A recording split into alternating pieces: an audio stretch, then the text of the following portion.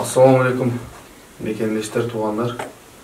Ташкөмір шаарынын Шамалсай шарчасынын тургуну 1986 жылга төрөлгөн эжекебиз, Чынар эжекебизге атайымдагы кабар алып келдик.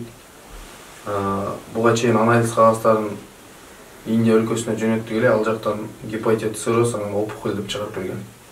2016-дан баштап ооруйт экен, 2016-дан баштап жолдошу, ата-энеси, бир туугандары колдорунан келишинче Кыргызстанда бардык врачтарга көргөзүп, Өзбекстанга да көргөзүп эме алган, айыктырабыз деп. Бул оору түшүп кеткенине байланыштуу, айыкпаганына байланыштуу булар колунан келишинче бардык каражатын жумшап, акыры айласы кеткенинен мынакей эл журтка кайрылып турат.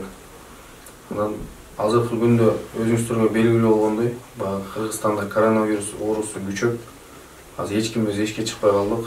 Ошого бардык мусулман бир туугандардан суранып көрөт элек.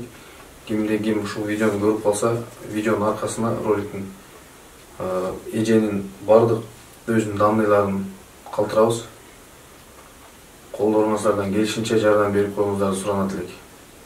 Көпчүлүк аракет кылсак жакшы болот эле да. Бардык адам баласы өз негизи үмүт менен жашайт. Бул эжекенин да 2 баласы бар экен. Мынакей ата-энеси, бир туугандары да ушул жерде отурат. Урматтуу элим, мекендештерим, силерден сураныч ушул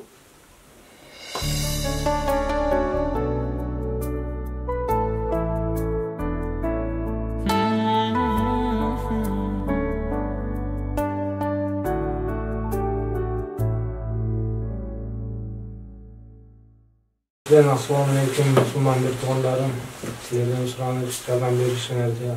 Бир тууган эжем боору оорусу менен гепатит оорусуна чалдыккан. Буга чейин ооруп келген каражаттарыбыз баарыбыз колубуздан келишинче жумшадык. Азыр Индия өлкөсүндө муктаж болуп отурабыз. Эгерде силерде мүмкүнчүлүк болсо, силерден сураныч жардам беришиңерди өтүнөбүз. Тууган эжем 2 баласы бар. Ошо 2 баласы үчүн алан ыраазычылыгы үчүн жардам беришиңерди суранабыз. Ассаламу алейкум, урматтуу кыргыз элибиз. Азыркы учурда өтө кырдаалга байланыштуу ушулардын үй бүлөсүндө дагы оор акыбалда экен.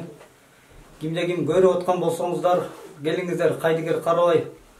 Ушул эжебиздин жашоосуна болгон үмүтүн жандырмакчысыздар. Жардамыңыздардан аянбаңыздар. Келиңиздер, кайдыгер карабаңыздар. Урматтуу мусулман элибиз. Жардамыңыздардан